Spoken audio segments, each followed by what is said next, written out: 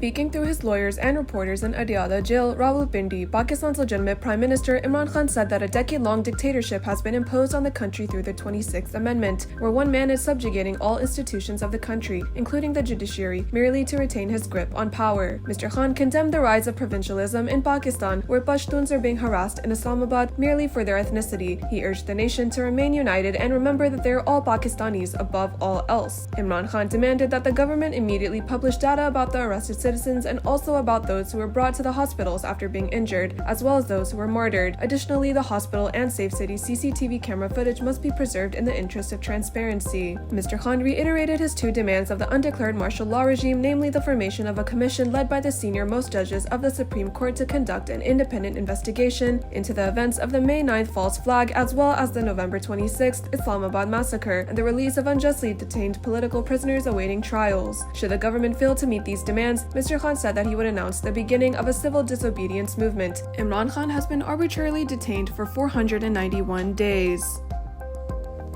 Journalists and social media activists in Pakistan continue to be hounded and harassed by the illegitimate authoritarian regime. After Matiullah Jan and Shakir Awan, reporter Qamar Mekan is the latest victim of Pakistan's undeclared martial law regime, who is paying the price of reporting on the Islamabad massacre. Mekan revealed through a post on the social media platform X that the state security agencies were harassing his family after breaking into his home. Social media activists Ahmed Hassan Bobak, Aladdin, and Jimmy Virk are the latest among overseas Pakistani social media activists whose families back home in Pakistan were hounded until they either stopped posting or took their X accounts down.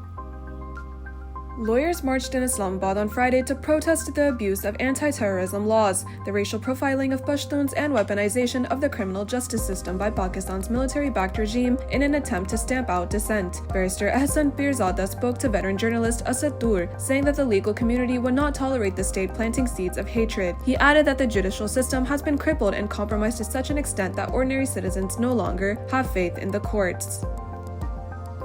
Syrian opposition forces have made significant advances, capturing key cities like Homs and Daraa, signaling a severe weakening of President Bashar al-Assad's control over the country. Amidst these developments, Iran has begun evacuating its military officials and personnel from Syria, indicating a lack of confidence in Assad's regime stability. Additionally, Russia is also noted to be reducing its military footprint, while local and international entities are adjusting their positions due to the ongoing conflict.